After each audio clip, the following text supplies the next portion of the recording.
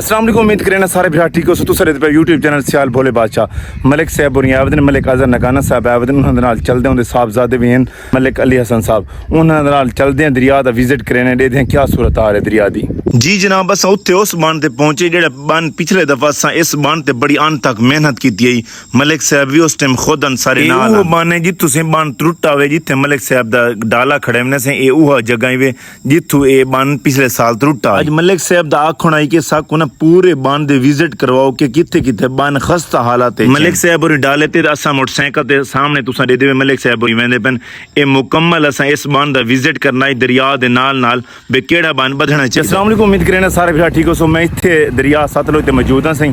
दरिया सतलुज ते अगर पानी की सतह डिठी वजे पानी की सतह जी है ना कल कोलो ज्यादा ही वे ये जी सैड पई है ये बन त्रुटन नाल मजीद जो छोटा एक नाल बिया बन पियाई नाल जो छोटे छोटे बन हैं वो त्रुटते मैंने ये तो मैं दिखावा ये देखो सही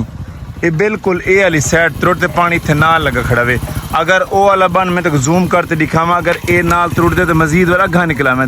जेडे नाल जेडे छोटे छोटे बन पे ना वो मजीद जेडे ना त्रुटते मैंने होलों के नाल पानी ना बस्तियां दे नाल आबादियां दे नाल लगदा आंदा है। जी सही मलिक साहब गर्मी दे बावजूद भी मलिक साहब होरी आप पहुंचे सही इत्थे दरिया दे उत्ते। मलिक साहब होरी दरिया दे जेडे नाल रहण वाले लोग हैं उन्हां कोल पुछा कि इत्थे बन कित्थे दिता वने उन्होंने सही सामने इशारा किया जगह दसी कि ये जेडी कोठी खड़ी है ना सामने एक छोटी जी कोठी तो जूम करते दिखाई नजर आंदी पई है परली साइड तो करें लगी खड़ी उत्थू बन डिपदा आंदा है। मलिक साहब को उन्होंने आखा कि भाईजान होलो होले ना इवें औरली साइड तो बन दो ते वहीं ते बन पूरा थी सी। मलिक साहब और इत्थे आते सही कढ़ी सही कढ़न के बावजूद उन्होंने अगा वजन आई क्योंकि तो ये भी पता है कि धुप बड़ी आई। इतने अस जो विजिट करें वजह से मलिक अजहर नगाना साहब से सारे नाल हैं सही मोहतरम साहब उनके जो बेटा है वो भी सारे नाल डिठे हुए सामने मोटरसाइकिल ते वेंदे पैन मोटरसाइकिल ते वेंदे पैन विजिट करें भी केड़ी जगह तो बन जो खस्ते हालत है ना उन्होंने मजबूत किया वजे वो कम अज़ कम इतने 2 घंटे थी गए सारे नाल ही टुरदे वे मोटरसाइकिल के बाकायदा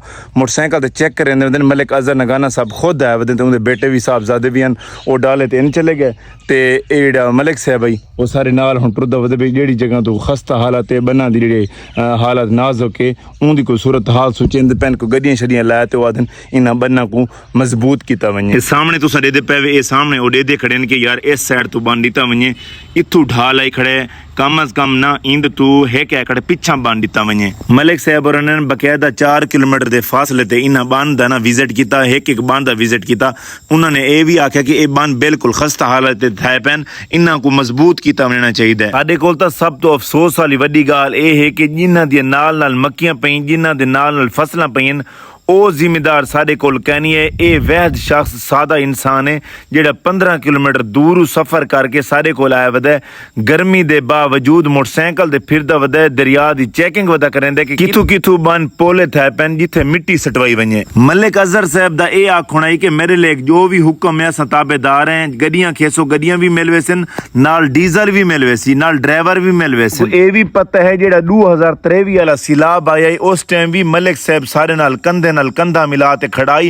एंड तक दरिया दे नाल लड़दा रिया जेड़ी तरीक बन त्रुटाई उस टाइम मौजूद। मलिक साहब होरां दा हुण भी असां शुक्रिया अदा करेने कि यार कम अज कम 15 किलोमीटर दूर वो बंदा आया वदे कि जेड़े साडे जिम्मेदार हैं नाल वाले वो हाली तक सुत्ते होए। मलिक साहब होरां दा आखना है कि जेड़े वेले तुसां हुक्म करे सो पानी जिवें ज्यादा थींदा आंदे तोरे कोल 2 टाइम है जेड़े वेले मेरे को हुक्म करे सो मैं 3 गड्डी भी भेज देसां मैं डीजल समेत और ड्राइवर समेत तुसां खाना भी उन्हां को ना दिवे खाना भी अपना खा ते आसां। असां जनाब मलिक अजहर नगाना साहब दा बहुत बहुत शुक्रिया अदा करेने इन्होंने इतना ही सारे नाल आते तावन किया। जी भाई जने तुस तो सारा विजिट करवाया दरिया दा जिवें पानी दे तो ये पता अज सतह पानी दी बुलंद थींदी पई है पानी मजीद चढ़दा पई है जेड़ी भी बई भी अपडेट होंदी है मजीद बिरावां को नाल जुड़े रहसूं इंशाल्लाह। हुण सियाल भोले बादशाह को देसो इजाजत अल्लाह हाफिज कल इंशाल्लाह वीडियो मिलसूं।